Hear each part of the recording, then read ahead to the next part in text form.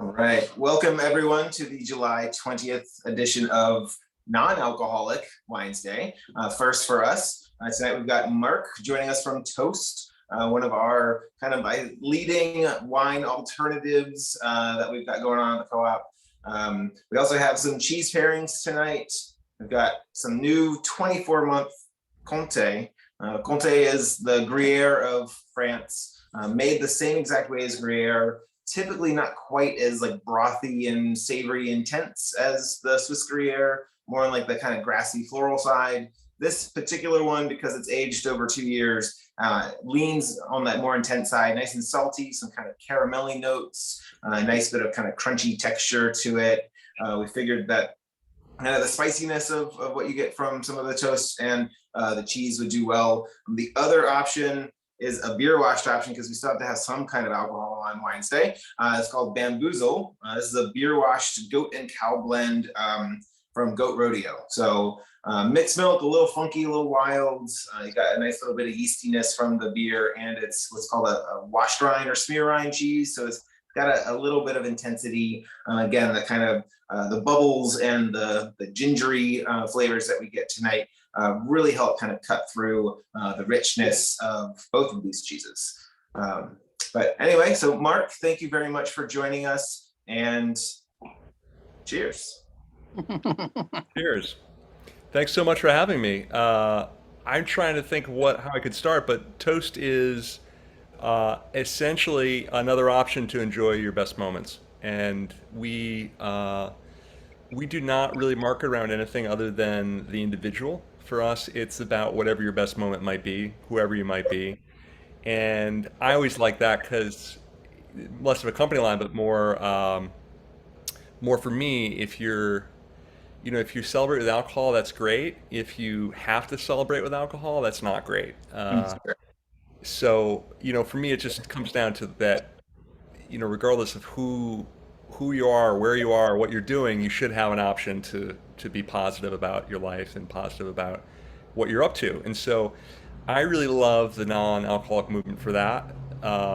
You know, Back at the company again, we don't really say that we're the healthiest option. We don't kind of go with superlatives, and we also don't go against other beverages, rather they have alcohol or otherwise. So it all kind of falls into this idea that the basically the founder had about 5 years ago. We were kind of ahead of the whole non-alcoholic game, so to speak. There's a lot more options now, and hopefully we'll talk about some of those in the call. The idea at that point was it's kind of like Martinelli's, is what people would say. And Martinelli's is very established. It's been around for a long time, but it's very sweet, and it doesn't really carry any of the characteristics of an alcoholic beverage. And so really what we did with the first flavor toast and the second flavor toast rosé is we tried to keep the complexity of an alcoholic beverage into a new beverage, something where we could design by putting things in versus taking things out. So cut to now, there are a lot of great options out there, and I recommend people try all of them. There's so many great beverages if you enjoy the process of drinking. Just from the pure standpoint, there's so many great options out there. In a little more of a competitive landscape, a lot of them tried to take something out, the alcohol. They tried to say, well, we are this, now we're going to take it out and try to kind of, in different ways pretend it's the same thing. So I also really like that. Toast isn't trying to be a non-alcoholic champagne. People do sometimes call it that. We're a sparkling beverage that is unto itself just an experience. So that's kind of the bit about it. I'm happy to answer any questions. And then I thought I'd also just show you something we love to sort of pass around, and I think that Zach's got that kind of somewhere close by. Yeah. And could share the screen here. I got you all set. Yeah, cool, Yep. cool. So this front end I could read, but I've kind of said the same thing. It's a unique, positive, consistent two-way relationship with our customers. And the way we are blessed in sort of the proof of this is our social media, which tends to be a lot of, on any given day, stories and posts about people just enjoying toast, which is really like the coolest thing to work at a company um, and for a product that people actually enjoy. And so on the next two pages, we just have some examples, and it really doesn't matter who you are, where you are, what you're doing. We've got all these excellent examples in living rooms for birthday parties, which is the top middle one to the right. Someone took an awesome hike in Colorado and took that picture. We've got, I don't know, I know some of these people by their tag name, but really none of these were paid. These were all just people taking cool pictures of the product for us. So, Culinary Institute of America in New York is off there, bottom left. Those are tomorrow's chefs at school, enjoying toast at the local store there called The Egg. There's a expecting mom, middle bottom there. That's in San Diego. Uh, there's Carolina, there's New York, there's California, there's Chicago, there's all sorts of stuff. So, we're kind of still growing a lot as a company, but we're in about 2,000 doors. We're in 40 states. We've been really grateful to be in the Durham Co-op there, and that's always been kind of, you know, really so happy to be on here just to talk a bit about that relationship. But yeah, this document for us is really important because it's the people that drink toast that are the most important thing. And I think a lot of people say that, but really, we don't really consider the beverage to be anything other than a mechanism for people to have a good time. So, Sure. yeah, yeah, Oh, that's great. Yeah, it's all these people look super happy to be enjoying toast. So I think that's a good sentiment to have. And obviously, it feels very celebratory. Opening it up, it's got all that fizz to it. Very reminiscent. I think it's funny when you mentioned Martinelli's because that, like, as a kid, that's what we would have for those kind of either celebrations or just to kind of feel like part of the crowd. And I mean, granted, this was a long time ago. I would much rather drink toast than drink Martinelli's. So I yeah. think that's a good thing. We get people that I mean we get kids that kind of do that, and meaning like I think I did the same thing with Martinelli's, and we get people that do that with toast, um, but I would say it's not as severe as some of the aperitifs and other things that are non-alcoholic. I mean, there's certain. I had Gia, which I think is or Gia, which is I think based in Los Angeles here, and it's a It is. different drink altogether. Yeah, but I mean, I really loved it, but it wouldn't be something I would have liked as a kid. So. Yeah. Um, both flavors are unique, but they're tea based and they're a little bit more mellow than some of the other things out there that adults can try. So So how did the founder just kind of choose white tea or stumble upon this idea? yeah, that I don't know completely. So there's a Michelin star chef in in Buffalo, New York now. He's in New York, and he and a number of other people had kind of created this team that was a tasting team, and I can't really give any of them sole credit for the knowing the story anyway.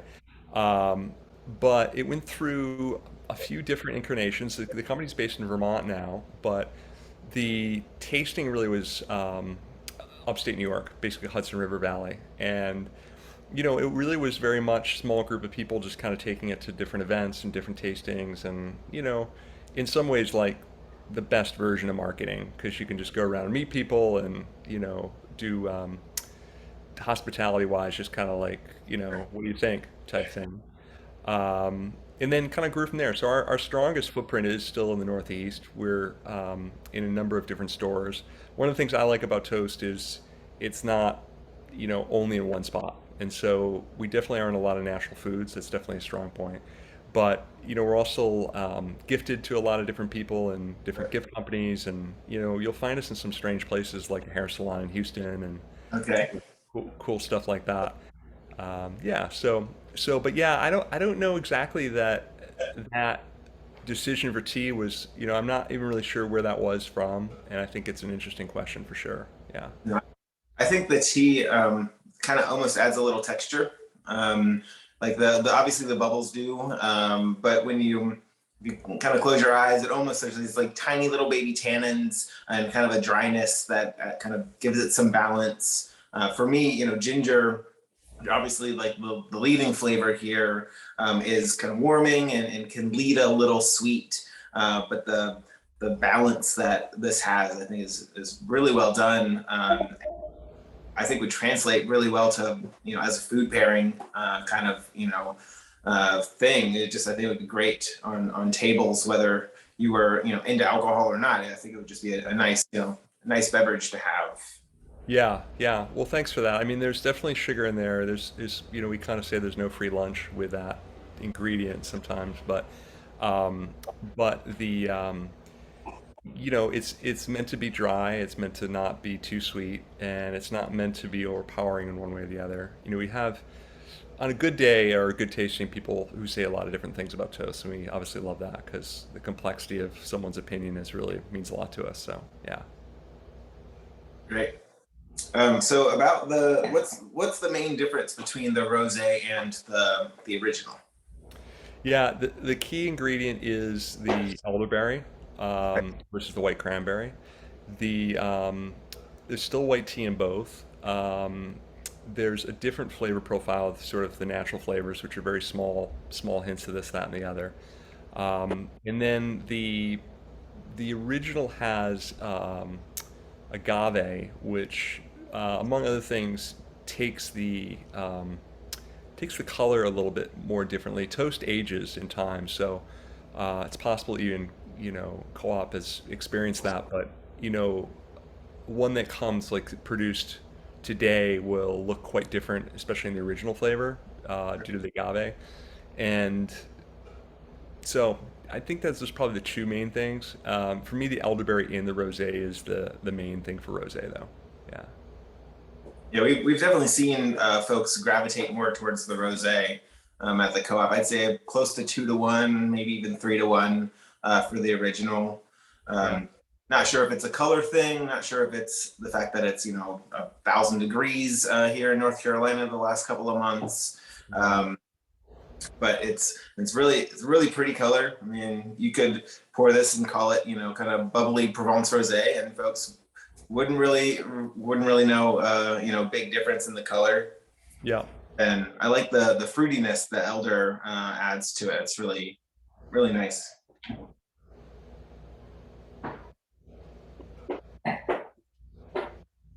Yeah, I think the rosé is an interesting education too, whereas if you look at toast, you're not as sure what it is than the name rosé. I mean, we kind of backtrack a little bit sometimes because we aren't trying to be anything else, but that is called rosé, which is both a color and a, a variety of wine that is really Right. popular. So and very refreshing. So yeah. It is, yeah. Do you have any like favorite other uses for toast besides just in a glass?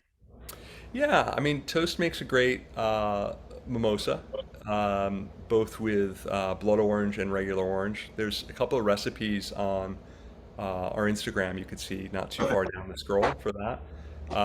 We just did a little partnership with a San Francisco company called Happy Moose, which has some great juices. So that's a really good use. We have some other recipes on. I think when we first started, the category was so new that it really wasn't a category. I mean, the drink really started before the category in a lot of respect. So, we tended to translate more to recipes than we do now. We don't really do as much of that. But mimosas are great. The nice thing about toast in any sort of cocktail or mocktail recipe is the bubbles.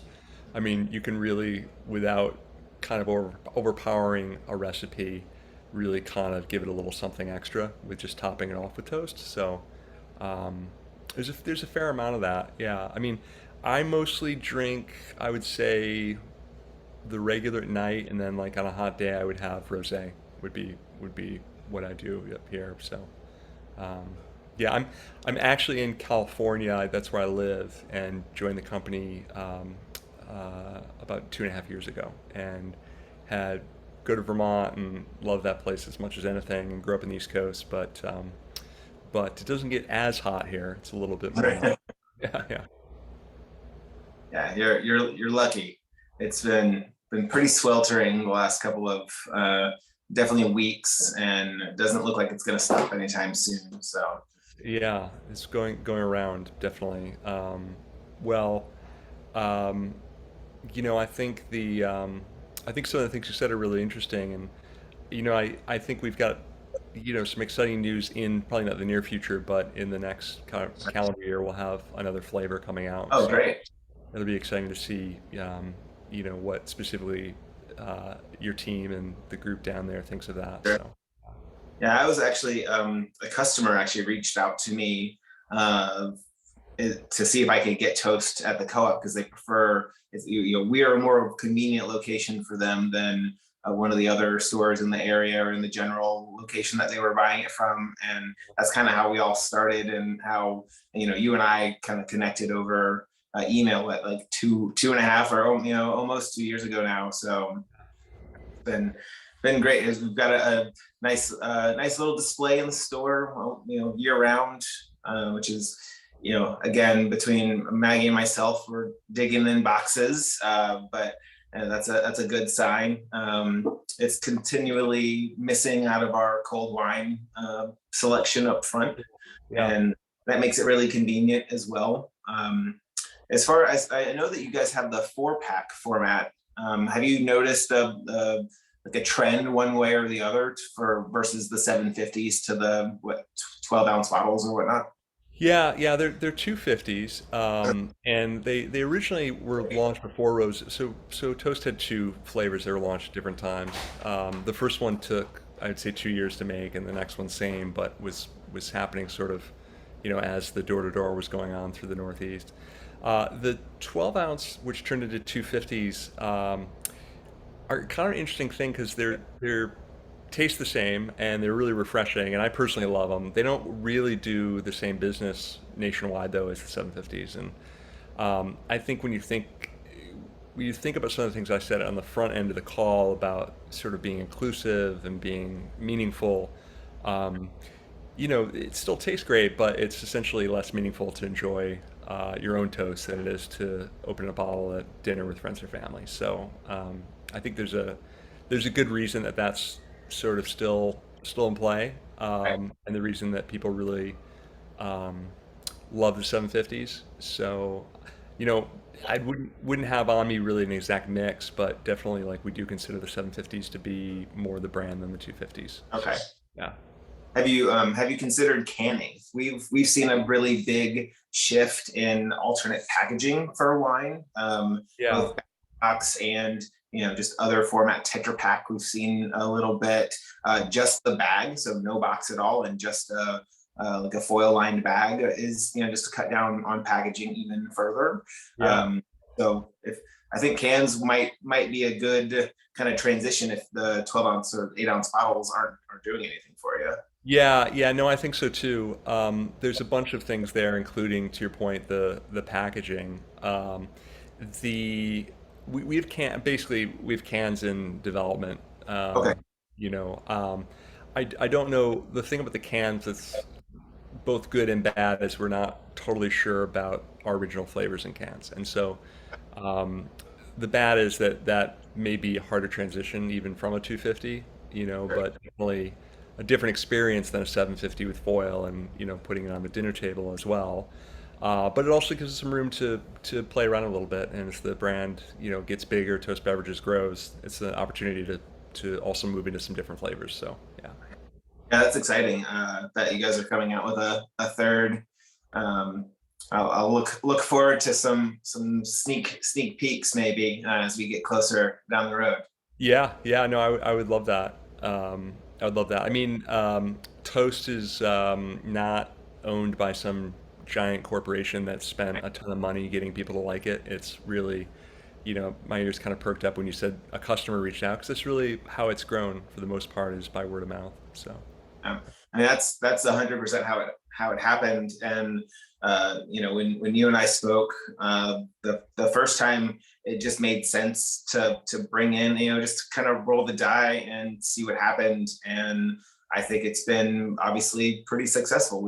We're into this almost at least 60 cases, I think, at this point, if not even further. So yeah. that's for a kind of we have I would say this year alone we've seen the non-alc or sober curious or whatever dry folk really kind of that population has grown exponentially since January of this year, where it started to pick up mid last year. I mean, I've been selling alcohol for 20 years now, but it's like in the last couple of years, and then in the last 8 months or so, it's really kind of skyrocketed. So Yeah. it's nice you guys are on the kind of the forefront of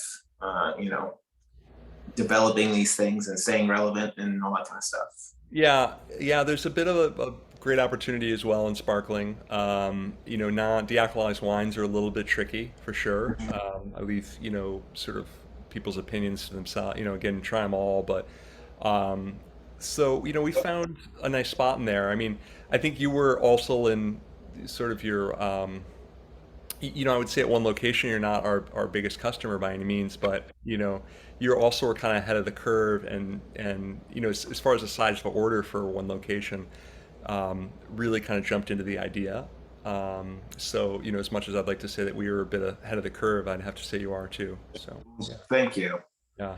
So when we first started chatting, you mentioned some other, alcohol alternatives that you were a fan of. Do you want to chat about those a little bit?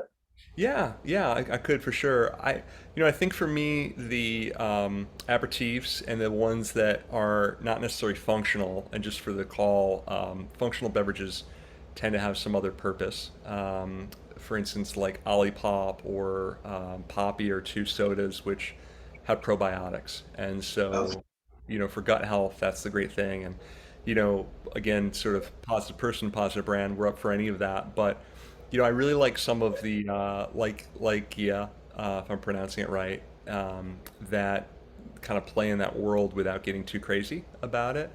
Um, haven't really found many dealcoholized wines that I like as much, and I think part of that is this idea that you are trying to be something else that, if you've ever had wine, you kind of have a certain expectation about what that's going to be. sure. Although I would say the sparkling set does a little better than the dry set. It's still pretty hard to make a red wine that's, dry, but also kind of complex and, has a flavor profile in a dealcoholized version. But some of the other ones are a little closer, I would say, the sparkling. I also really like a lot of the beer is really great. There's a company called Hop Water, which makes water that tastes like IPAs. I sometimes have that with a lunch or dinner, and it kind of gives you a, it's kind of warm, full feeling just from the experience. And in the set, I would probably say that beer and then spirits are kind of leading as far as volume. There's a lot of cool drinks being made with spirits. They're somewhat similar to what other drinks would be, whether it's a Moscow Mule or whatever it might be. Whatever your favorite drink is, you can make a version of it Sure. without alcohol, which is really cool. But yeah, I think in some ways those aperitifs because they're really original and they're kind of interesting for me. So yeah. Right. Yeah, Sip Smith has been around for a little bit. Gia, I've seen, I've not tried it. I think it's in the area. I just haven't searched it out well enough for myself. We have seen a huge influx of beer. And depending on your profile, athletic obviously is everywhere. I just read that they're the 27th largest craft beer producer Wow. now, Yeah. which is insane because I've only been selling them for maybe 3 years now, if even. Yeah. Probably about 2 years ago is when it really kind of started. And there's a brand out of Wisconsin called Untitled Art that they're the best reviewed that we sell. They're also quite expensive. Their six packs are more than our average alcohol containing six packs. Right. Yeah. And it's a process. Dealcoholization for those watching at home can be done several ways. Vacuum distillation is kind of falling out of favor for reverse osmosis, just because it protects the flavors a little better, and you're able to kind of basically remove the alcohol and water and some flavor particles, and then put the water back into this concentrated wine base or beer base, whatever it is, and then carbonated if you want to. We've had a few de-alcoholized wines at the co-op, and like you were saying, they can either have kind of cooked flavors or they can be kind of jammy, but not in like the correct, way that you would if you've had real wine before that you can experience. And a lot of times they just kind of feel like they're missing something, where to your point about the bubbles give you that texture. They give your mouth kind of something else to think about, and it's another texture, another layer, where still wine obviously won't have that. If you're a fan of whites, the 00, it's from Le Natural. It's a white. It's quite tasty. It actually has some texture and a good balance of acid. Not overly sweet. Their red leaned a little sweeter than what I prefer. I would much rather have a glass of toast, or something that actually has some character and some dryness to it. Where a lot of the reds can just be not quite fruit juicy, not quite that Martinelli's, but they definitely tend to lean more on that side. So it's nice to kind of have a grown up version, like that. Well, I mean, we didn't do it for this reason, but it's fairly tricky, the dealcoholized process. So, it wasn't really a big enough conversation outside of maybe free, which has been around for I think 15 plus years. But I have no doubt someone will really nail it.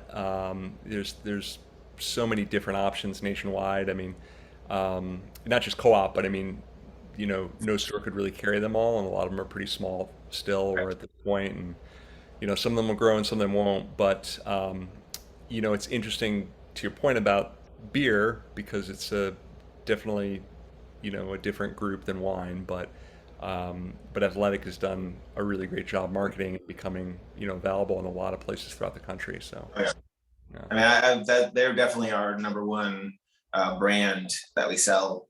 It'll be 3-4 cases a day, depending. And, we are a co-op. We're not the biggest store in Durham by any stretch of the imagination, but there's quite a big crowd for those that style of drink, and it's nice to see that there's alternatives out that are not just Martinelli's or not just the dry sodas or something like that. yeah, yeah. I mean, the nice thing about beverage as a whole, and this includes alcohols, it's really grown, exploded, so to speak, in the last 20 years. Sure. There used to really be so many barriers to entry that you only had like very large brands, and then craft beers came on the scene. And to your point, a lot of wines are, there's canned wine now, which is Right. really, in some cases quite good. So, this grew into a new category of, sophisticated non-alcoholic beverages. It's also grown into functional beverages and then ready to drink, which is, really not our focus, obviously, but as a whole, when you take the whole category that is beverage, it's really created a lot of opportunities for people to partake. So, Right. yeah. Partake is another brand of non-alc that actually does okay for us too. Yes, I kind of knew what I mean, didn't know what I was doing, but knew after I did that I was naming, yeah, another one, yeah. So, Great. Are there any questions for the folks watching at home? I see that Polly, you said that you got the ginger elderberry and you're really enjoying it. That's great. Thank you for joining us and trying it. yeah. Let's see. Does anybody have a new favorite non-alc beverage? No, there we go. Abby, I think, has a new one.